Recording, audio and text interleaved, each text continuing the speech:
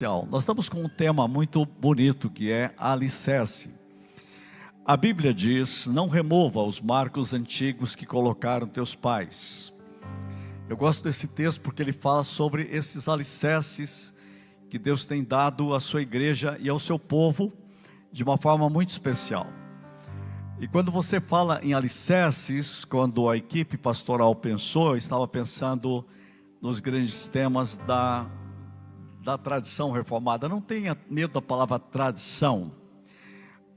Quando eu estive em Genebra, eu aprendi uma diferença entre tradição com T maiúsculo e tradições com T minúsculo. A tradição é algo da fé. A tradição é viva. A tradição é aquela verdade inabalável. A Bíblia fala da tradição apostólica, né? Agora, tradições vão virando tradicionalismos, é mais perigoso. Pode virar uma idolatria.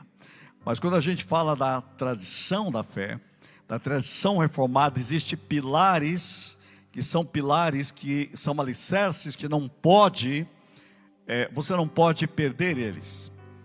Tem um filósofo, Edgar Morin, que escreveu que viver é uma vida muito difícil. Ele disse que viver é viver num mar turbulento, mas em meio a arquipélagos de certezas. A igreja de Cristo, o povo de Deus, sabe que tem mares turbulentos, mas ele precisa saber que tem alguns arquipélagos de certezas. E hoje eu vou falar de um deles, e um deles é as Escrituras. Um dos princípios fundamentais dos reformadores foi as Escrituras. Eles falavam em sola gratia, solus Christo, sola Escritura. Só a Escritura. A Escritura tem um lugar fundamental na fé.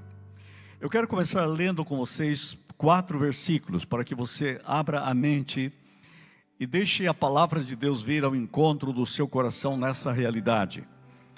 E esses 4 versículos, eles têm acompanhado a minha vida durante toda a minha existência. Para falar a verdade, desde a minha infância, desde a primeira infância. E por isso, para mim, é algo, chega a ser emocionante eu ler de novo esses textos aqui e começar por aí. O Salmo 119, versículo 89, eu relembro permanentemente esse texto. Porque todas as vezes que eu oro, eu sempre deixo que essa palavra venha ao meu coração. E essa palavra diz assim: para sempre, ó Senhor, está firmada a tua palavra no céu. Sabe daí como que eu oro? Senhor, firma agora esta palavra no meu coração. Firma a tua palavra na minha mente, na minha vida. Para sempre, ó Senhor, está firmada a tua palavra no céu. Firma esta palavra na vida dos meus filhos. Firma a tua palavra na vida dos meus netos. Firma a tua palavra na minha família. Firma a tua palavra na minha saúde. Veja como você pega um versículo e ele se torna vivo para você. Não é uma ideia, é uma realidade. Deus, esse texto está dizendo para mim: para sempre, ó Senhor, a tua palavra está firmada no céu. Então a primeira, eu já começo a te dar umas ideias aí. A primeira ideia é que a palavra de Deus está firmada em Deus. Sabia disso? Deus é o fundamento da sua própria palavra. Outro versículo, Mateus capítulo 24, versículo 35. Vou pedir para deixar os textos ali, porque eu quero trabalhar com eles. Mateus 24, 35. Olha o que diz o texto. Jesus disse, Jesus afirma: passará o céu e a terra, mas as minhas palavras não hão de passar. Você sabe esse texto de cor? Tem que saber de cor. Olha o que Jesus disse: passará o céu e a terra, porém as minhas palavras não hão de passar. Você muitas vezes está preocupado com pessoas, né? As pessoas passam, parece que a terra e o céu continuam e a Bíblia vai além. O céu e a terra também vai passar, o que não vai passar é o que Deus disse. Diga comigo, a palavra de Deus é eterna. Há uma eternidade na palavra. Quem afirmou isso? Jesus falou, a palavra é eterna. Então firme na palavra. Um terceiro versículo que eu quero deixar, Hebreus capítulo 1, versículo 3. Você viu que eu fui lá para o Velho Testamento, o Evangelho, e agora eu quero citar Hebreus 1, 3. Olha o que diz esse texto. Está falando sobre Jesus, que Ele é o resplendor da glória, e a expressão exata do seu ser. Jesus é a expressão de Deus. Agora, o que é essa frase? Olha, sustentando todas as coisas pela palavra do seu poder. Deus está dizendo para nós que Jesus Cristo sustenta, Ele é o sustentador, Ele sustenta tudo pela palavra do seu poder. Depois de ter feito a purificação dos pecados, assentou-se à direita da majestade nas alturas. Quem está no trono sustenta tudo repete comigo, pela palavra. Veja a força da palavra. A palavra de Deus está firmada em Deus, a palavra de Deus é eterna, a palavra de Deus sustenta. E mais um versículo, Jeremias 1:12, onde Deus diz a Jeremias 1, capítulo 1, versículo 12, disse-me o Senhor, viste bem, porque eu velo sobre a minha palavra para a cumprir. Deus está atento à sua palavra. Quantos gostariam de ver Deus cumprindo essa palavra, que é a palavra de Deus na sua própria vida, na sua própria família, na igreja? Deus diz, eu velo, deixa o texto ali, eu velo sobre a minha palavra para cumprir. Eu velo sobre a minha palavra para a cumprir. Eu não sei se você gosta desse texto, mas esse texto tem me acompanhado desde a juventude.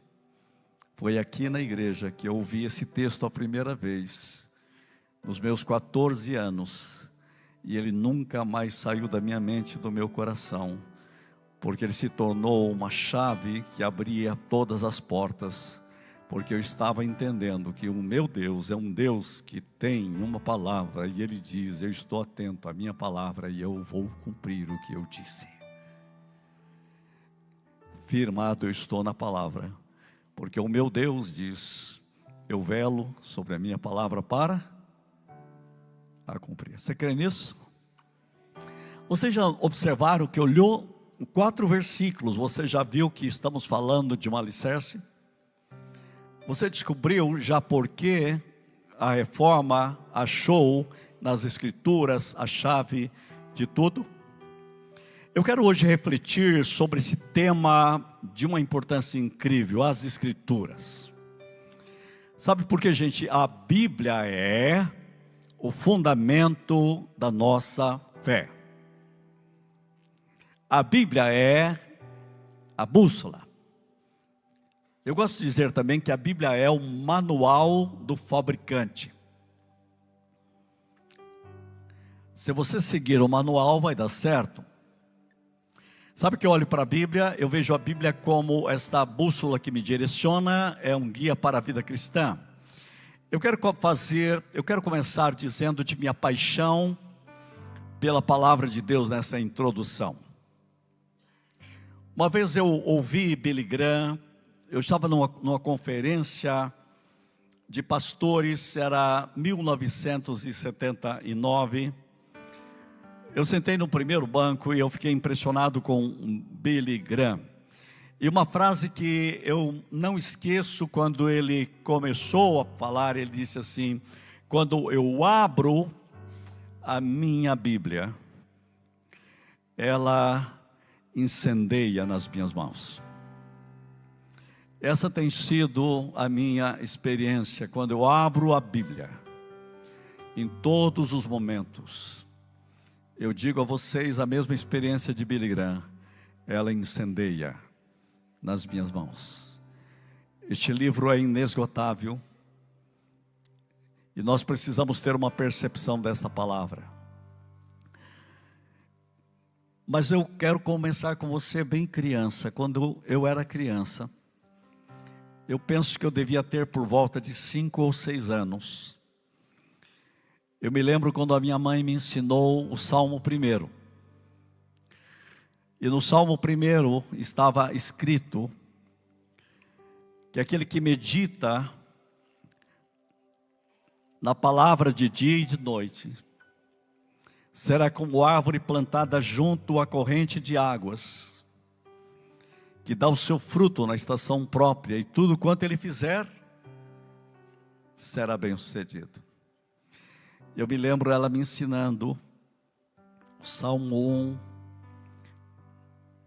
versículo 3. Tudo, nessa tradução é tão lindo, gente. Tudo quanto ele fizer, ele faz, será bem sucedido. Minha mãe não era de falar muito. Hoje eu entendo mais a minha mãe do que naquela época, né? Ela tinha um autismo adulto. Falava pouco, mas quando ela falava a palavra de Deus, aquilo gravava em mim como uma labareda de fogo. Eu me lembro ela dizendo: medita na palavra, quando você crescer, leia a palavra, porque quando você coloca a palavra de Deus no seu coração, tudo que você fizer na vida vai dar certo. E eu fiquei imaginando esses dias, meditando nesse texto, aquele menino de 5 a 6 anos ouvindo isso.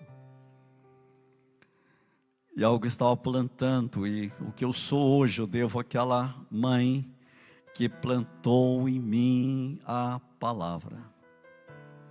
E plantou de uma forma tão forte, tão tremenda.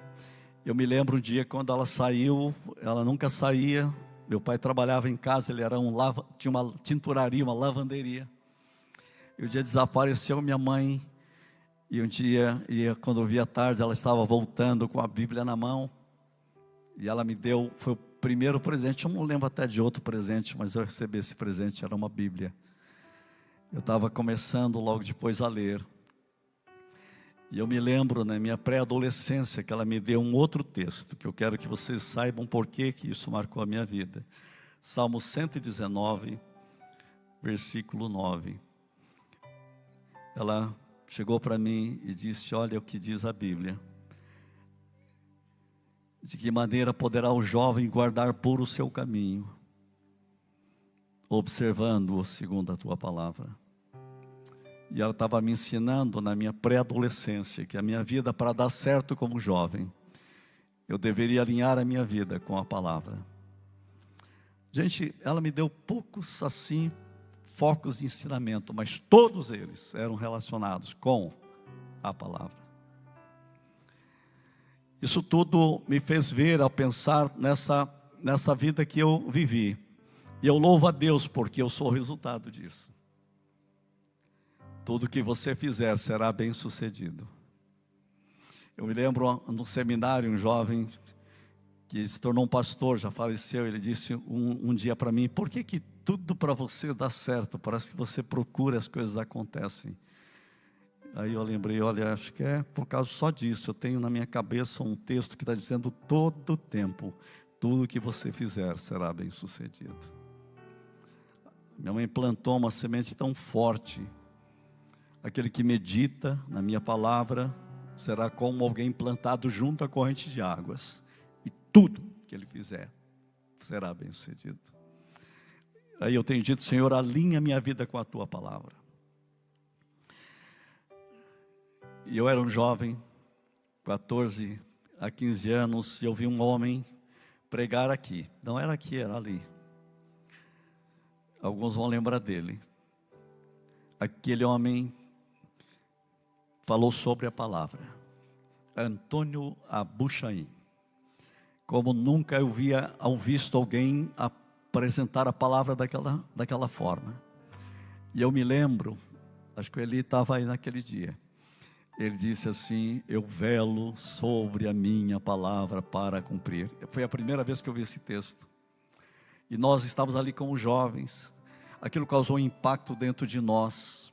Naquele grupo de jovens. Era nossa UMP aqui.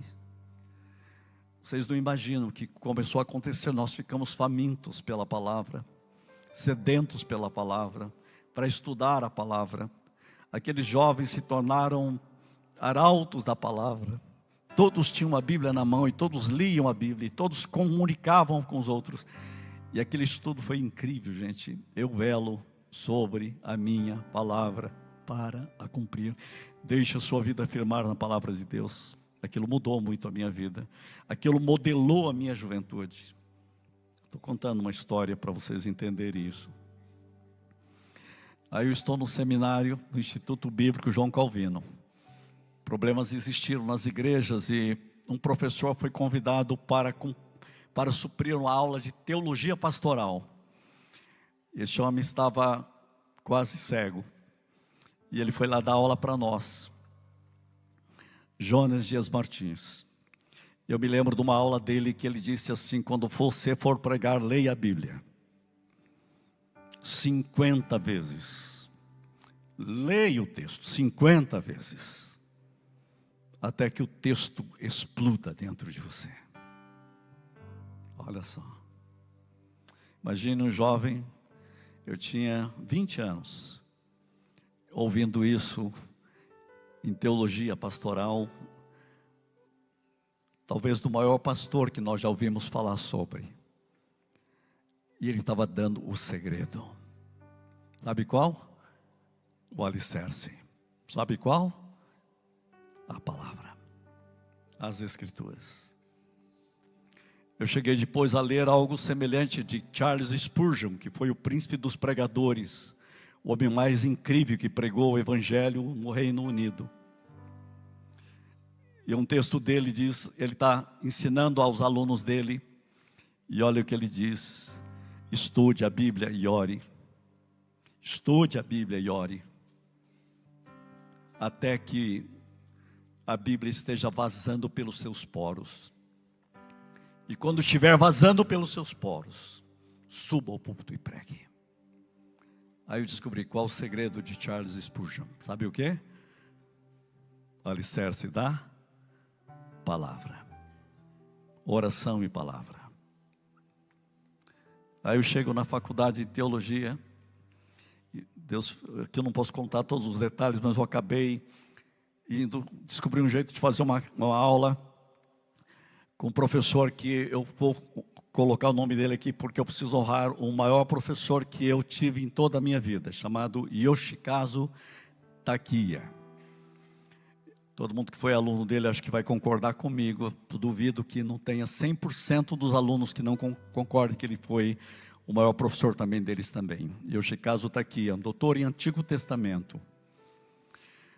E um dia ele deu uma aula para mim e disse assim: leia a Bíblia.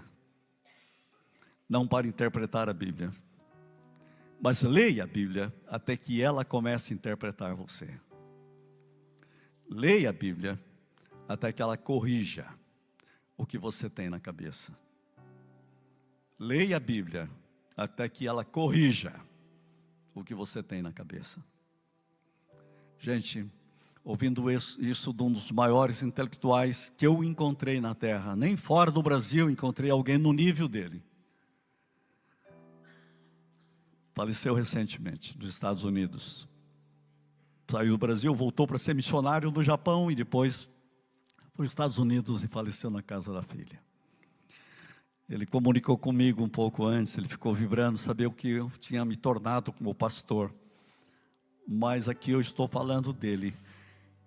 E eu escrevi isso: leia a Bíblia até que ela corrija o que você tem na cabeça. Eu quero deixar esse conselho para vocês. Quando eu cheguei na Coreia, 2 vezes eu fui à Coreia, eu vi o segredo das igrejas coreanas. As Escrituras são a norma. Na teologia tem uma uma expressão latina que diz norma normans, e outra expressão latina que chama norma normata. Eu não quero que dê aula de teologia, mas é muito bom que você saiba essas duas palavras. Elas são significativas. Norma normans significa a que normatiza. Norma normata é a que é normatizada. Então, na Coreia, eles trabalham muito isso. A norma normas são as Escrituras. Você pode ter a tradição, mas quem normatiza a tradição é a Bíblia. Você pode ter experiência, mas quem normatiza a experiência é a Bíblia. Você pode ter a razão, mas quem normatiza a razão é a Bíblia. A Bíblia é a chave primeira. Isso é já um pouco aqui, para vocês entenderem a beleza disso. E depois eu li Lutero.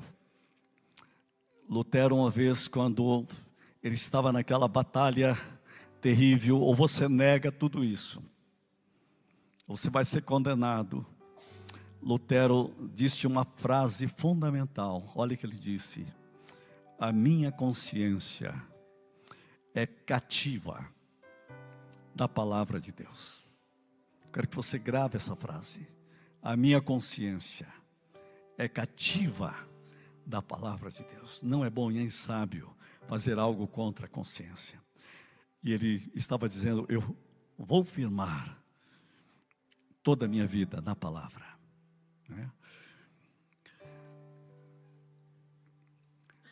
Atualmente existe um autor chamado Miroslav Volf, que escreveu um livro chamado Cativos pela Palavra. Esse livro só tem em inglês. Ele diz assim, ele é professor da Universidade Yale hoje nos Estados Unidos. Ele diz assim: qualquer igreja ou teologia se condenará a uma morte possivelmente lenta, mas certa, se ela não for alimentada pelas Escrituras.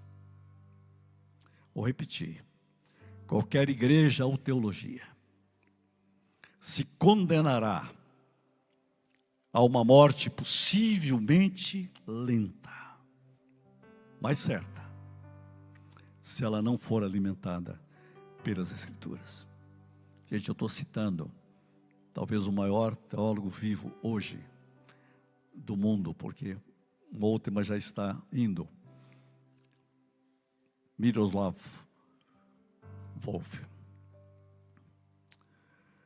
Eu gostaria de convidar você para pensar comigo nesse alicerce. Eu já mostrei para você que esse alicerce é vivo. Se eu perguntar para você por que as Escrituras são um alicerce irremovível da nossa fé,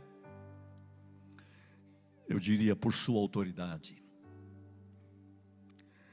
Quando a Reforma chamou só a Escritura, estava enfatizando a autoridade infalível da Bíblia, das Escrituras para a fé cristã. E Jesus e os apóstolos reconheceram isto. Reconheceram a Bíblia como inspirada por Deus. 2 Timóteo capítulo 3, versículo 16, lemos isso. A palavra de Deus é uma realidade viva. João capítulo 10, versículo 35, fala sobre essa ênfase, essa autoridade da palavra. Gente, quando Jesus fala que a palavra de Deus é imutável, que a palavra de Deus é eterna, que é o nosso alicerce seguro, em meio às incertezas do mundo, às incertezas da vida, há uma autoridade na palavra. Capte isso na sua vida. É um alicerce que tem autoridade. Irmãos, é essa autoridade que nos dá firmeza, que nos dá segurança. Quando eu leio estas palavras, elas transformaram minha vida, minha história. Eu louvo a Deus desde aquela infância, quando eu fui firmado na palavra. Quando as nossas escolas dominicais eram firmadas na palavra. Eu me lembro das primeiras classes, como nós estávamos o tempo todo com a Bíblia na mão. Queridos, eu estou dizendo para vocês essa palavra eterna, imutável, que tem autoridade em nossa mente, em nossa vida, e deve formar a nossa vida. Ela é irremovível, porque ela é uma palavra que tem autoridade, a autoridade de Cristo, a autoridade de Deus sobre a sua vida. Eu estou falando que ela é, em segundo lugar, que ela é esse alicerce por causa da sua clareza. Gente, os reformadores disseram isto: a Bíblia é clara em seus ensinamentos essenciais. Você pode ter alguns assuntos na Bíblia que você vê que tem muita confusão, um pensa de um jeito, outro pensa do outro, mas aquilo que é essencial, a Bíblia é clara quando trata do tema da salvação. O Espírito Santo leva a clareza das nossas vidas. Eu quero dizer a você que mesmo havendo passagens difíceis, a mensagem central da salvação, incluindo a salvação em Cristo, é acessível a todos. Coloca para mim ali um texto, 2 Pedro capítulo 3, versículo 16, para a gente entender isso, o que eu estou falando, capítulo 3, 16 de Pedro. Enquanto nós estamos vendo esse texto, a Bíblia diz assim: ao falar acerca desses assuntos, como de fato costuma fazer em todas as suas epístolas, nas quais há certas coisas difíceis de entender, que os ignorantes e estáveis deturpam, como também deturpam as demais escrituras para a própria destruição deles. Paulo está dizendo, há alguma coisa difícil? Pedro está falando, e que o próprio Paulo fala de coisas difíceis, mas depois ele vai falar dessa realidade de salvação. Eu quero dizer a você que devemos buscar o conhecimento, o entendimento das escrituras ao longo da nossa vida, ao longo do nosso ser. Sabe por que eu creio que a palavra de Deus é viva e ela é poderosa? A Bíblia diz que ela é poderosa e eficaz, e é o alicerce, por causa da sua centralidade em Jesus Cristo. João capítulo 5, versículo 39. Quando você lê a palavra, e esses textos vão firmando em nossa vida: examinais as escrituras, porque julgais ter nela a vida eterna, e são elas mesmas que testificam de mim. Jesus está dizendo: vocês estão indo para a escritura, elas estão falando de mim. Me impressiona quando Jesus ressuscitou e ele dá uma aula no caminho de Emaús. Aquela classe foi uma classe privilegiada, é a primeira aula. Eu sempre digo lá no seminário que a primeira aula de teologia dada depois da ressurreição, e quem deu a primeira aula de teologia foi o ressuscitado. E ele deu uma aula sobre cristologia, e foi uma cristologia bíblica, porque ele parte todas as escrituras falando de quem? Dele. Que aula, hein? Eu gostaria que tivesse sido gravada essa aula. Nós não precisaríamos, Márcio, de nenhuma aula, mas por que não se gravou essa aula? O que foi que ele falou de todas as escrituras? Pelo cálculo é 1h30 de aula. E essa aula tinha uma característica: ardia o coração, revelava Cristo.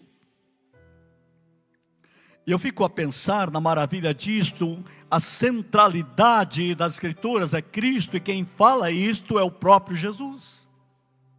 Elas falam de mim. Do Gênesis ao Apocalipse, nós vemos Cristo e Cristo. Não sei se alguém se lembra, uma vez nós fizemos um estudo aqui, livro por livro, para mostrar a salvação em todos os livros. Todos os livros apontam para Cristo.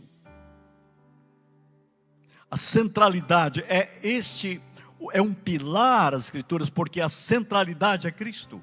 Tem autoridade. Fala de Cristo. Tem clareza. Fala de Cristo. Jesus cumpriu as profecias do Antigo Testamento. focando sempre na gloriosa obra redentora de Jesus Cristo. Gente, este é o cerne, a marca, o fundamento de toda a nossa fé. Por isso, as Escrituras são alicerce. E eu diria mais um item, por causa da sua relevância para a vida cristã. Firme na palavra, por causa da relevância para a vida cristã. As Escrituras são vivas e atuam em nós. O Espírito Santo usa a palavra para nos transformar, para nos guiar. A palavra de Deus em Hebreus 4:12 diz que ela é viva. A palavra de Deus é eficaz. A palavra de Deus tem um poder glorioso, porque a palavra de Deus é viva, eficaz e mais cortante do que qualquer espada de dois gumes, e penetra até o ponto de dividir alma e espírito, juntas e medulas, e há para discernir pensamentos e propósitos do coração. É a palavra de Deus que opera de uma forma gloriosa. Como isso acontece? Pelo Espírito Santo. Se você quer viver uma vida cristã genuína, você precisa se alimentar da palavra de Deus e permitir que o Espírito Santo trabalhe em sua vida. Por meio das Escrituras isso acontece. Deus instrui, Deus consola. Por isso que um dos textos que eu decorei desde a minha infância também foi: lâmpada para os meus pés é a tua palavra e luz para os meus caminhos.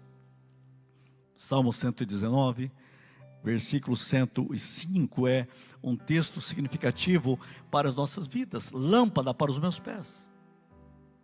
A palavra de Deus é lâmpada. Sem a palavra de Deus você vive na escuridão. É luz para os seus caminhos, não para um caminho, não é apenas para o caminho, para o céu, mas para os caminhos que você tem que viver. Por isso que cada dia mais nós temos que aprender a palavra. Eu estou muito impressionado com as pesquisas da neurociência mostrando que a palavra de Deus pode alterar as nossas emoções, pode alterar os nossos pensamentos e pode alterar os nossos comportamentos. A psicologia trabalha, todas as correntes trabalham para mudar pensamentos, sentimentos e comportamentos, e a Bíblia justamente trabalha nisso, segundo a neurociência, para operar em nós essas três áreas.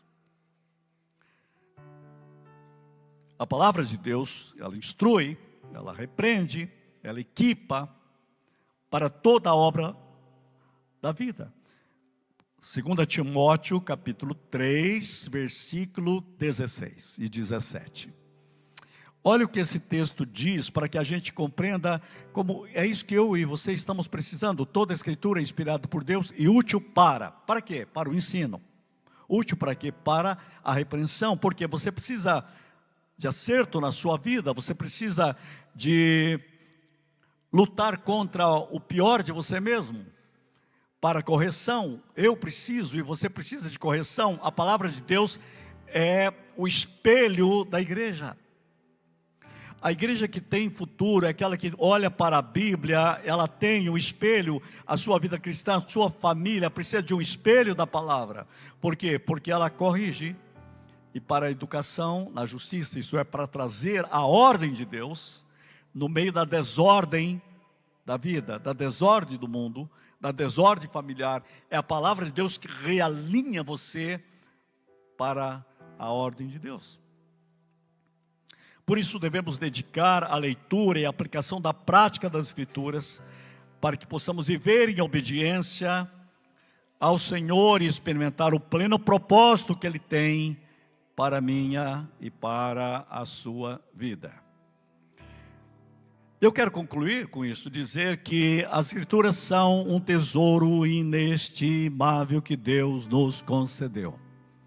É um alicerce seguro, firme, claro, centrado em Cristo. Coloca em ordem nossas vidas. Reconhecemos a autoridade suprema da Bíblia, acima da tradição, acima da experiência humana, acima dos sentimentos, acima da razão humana. A palavra de Deus é poderosa. Vamos fazer disso uma verdade relevante em nossas vidas diárias. Eu quero convidar você a mergulhar nas Escrituras, estudando com diligência e oração, aqui, a fim de que sejamos nutridos, fortalecidos, transformados pelas Escrituras. E é isso que o Espírito Santo quer fazer em nossas vidas. Firma a sua vida na palavra de Deus. Eu me lembro desde aqueles primeiros dias da minha vida, cada hora, nas horas mais confusas, era tão maravilhoso olhar para a palavra e dizer: esta palavra, os céus e a terra passarão, mas a minha palavra não há onde passar. Eu velo sobre a minha palavra para a cumprir. Firme no que Deus disse, no que a palavra de Deus disse, no que Cristo disse. E quando você o fizer, você terá alicerce. Eu louvo a Deus pelos reformadores que trouxeram esta realidade da palavra. Você sabe que depois eles escreveram muitas confissões de fé, mas me impressiona muito uma confissão de fé que é a confissão escocesa, uma confissão reformada. Porque ela diz assim: se alguém encontrar neste texto alguma coisa contrária à palavra de Deus, fará um grande bem em nos informar para que nós possamos mudar. Por quê? Porque a palavra de Deus é que tem preeminência. Gente, é isso que eu quero dizer a você. A palavra de Deus está acima do que você pensa. Porque olhar a palavra é ver o Deus que se revela, o Deus que diz: Senhor, corrija a minha mente de acordo com a tua palavra, de acordo com as tuas promessas. Esse é o alicerce. E para sempre está firmado nos céus. Eu acho tão incrível, né? A Bíblia diz: os céus e a terra passarão. Sabe o que a Bíblia está dizendo? Os céus e a terra têm prazo de validade. O sol tem prazo de validade. Tudo passará. A única verdade que não passará é o que Deus disse. Então eu vou firmar no que Deus disse. A sua palavra é a verdade. Você quer ter certeza da sua salvação? Firma na palavra. Firma na palavra. Firma na palavra. Olha o que Deus diz a você. Agarre com a totalidade do seu ser a palavra. Eu tinha 12 anos. Nesse período eu estava lendo a Bíblia muitas vezes já. Eu estava me lembrando hoje que eu pegava a Bíblia e ficava de barriga assim na cama, aos 8, 9, 10 anos, ficava lendo a Bíblia, um tempão. Eu gostava de ler João, o Novo Testamento. Eu tinha dificuldade de ler lá o Antigo Testamento, eu passava meio por cima. Mas eu ficava naquela idade lendo e meditando, e aquilo foi entrando na minha vida. E eu me lembro que houve um período que eu resolvi decorar alguns versículos da Bíblia. Eu queria decorar um versículo por dia, como você decorar.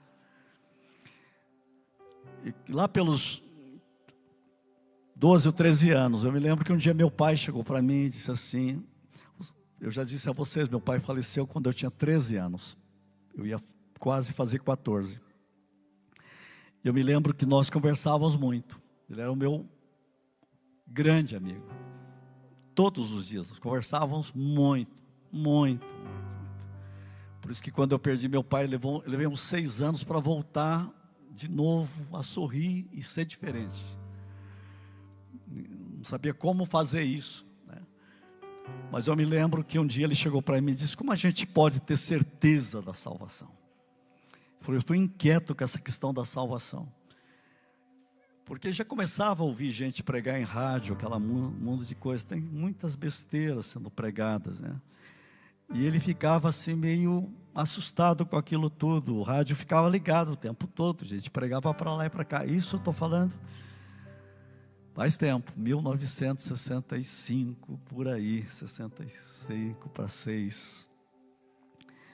E eu me lembro, aí que eu fico impressionado com isso, hoje lembrando, eu disse: Pai, Jesus disse, aquele que vem a mim, de modo nenhum lançarei fora, porque os que o Pai me dá virá a mim, e aquele que vem a mim, de modo nenhum lançarei fora.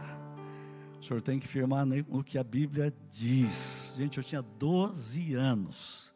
Firma no que a Bíblia diz. Isto é seguro. Gente, eu tinha 12 anos. Talvez ali estava nascendo um teólogo, né? É um professor de teologia. E eu fiquei pensando em ministrando meu pai na palavra aos 12 anos. E ele nunca mais trouxe essa dúvida. E penso que, eu não sei exatamente a época que aconteceu isso, hoje não tenho essa memória, mas era por ali. E ele veio falecer naquele ano. Eu me lembro o último dia que eu conversei com o meu pai. Era uma grande campanha evangelística. O Reverendo Jonas tinha chamado os irmãos para ajudarem na campanha. Foi armada uma tenda em Londrina. Alguns aqui estavam lá naquela época. Vinha pregar Antônio Elias e Silas Gonçalves. Era uma campanha ligada com Billy Graham. E meu pai deu um dia do trabalho para lá e ele foi trabalhar aquele dia. Mas houve um acidente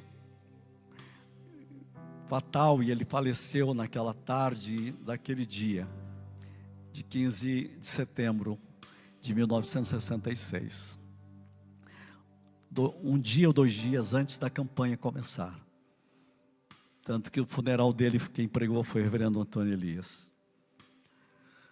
E era meio-dia, ele voltou para almoçar e eu disse: pai, como que está lá? E eu vou dizer a última palavra dele. Eu não queria voltar nem vir almoçar, porque eu já me sinto no céu.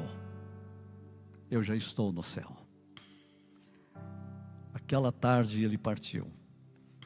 A última frase que ele me disse foi: eu já estou no céu. A palavra é poderosa. Eu quero dizer a você hoje, firme na palavra. Jesus disse: e dou-lhes a vida eterna, e jamais perecerão. Deixe o poder da palavra. Quando eu me lembrei dessas histórias, eu disse: eu preciso contar isto, porque a gente vai ficando velho e vai lembrando essas coisas, né? Só que ela edifica você, para você saber, eu preciso firmar na palavra. Pais aqui presentes, ensine seus filhos a meditar na palavra. Firme os seus filhos na palavra, porque a palavra é a única realidade inabalável. Avós que estão aqui, chame os seus netos, converse com eles, um a um. Fale da realidade da palavra de Deus na vida deles. Gente, é a única coisa que vale a pena. Vou dizer de novo para vocês, a vida é muito curta para você perder muito tempo com aquilo que não vale a pena. E eu vou dizer uma coisa: a palavra de Deus vale a pena, porque ela é firmada para sempre nos céus. E é a palavra de Deus que fará a diferença na sua vida aqui e na eternidade. Tudo tem prazo de validade. A palavra de Deus, não. Ela é para sempre. Ela é o maior pilar que nós temos. Todas as demais realidades estão ligadas à palavra, porque a palavra revela a glória de Cristo, a verdadeira palavra de Deus revelada. Quem crê e recebe diz: feche os seus olhos. Pai, que o Teu Espírito toque nossas vidas, nossas mentes, nosso coração, nosso ser, para que todos nós sejamos inundados da Tua glória, da Tua força, da Tua presença, do Teu poder. Sim, Tu estás presente. Pai, eu quero Te louvar pela Tua palavra, pela autoridade da palavra, pela clareza da palavra, pela centralidade em Cristo da palavra, porque ela nos fortalece, porque ela é relevante para a vida cristã, como tem sido relevante para mim desde a primeira infância. Te louvo, Senhor, pela escola dominical que me ensinou a palavra.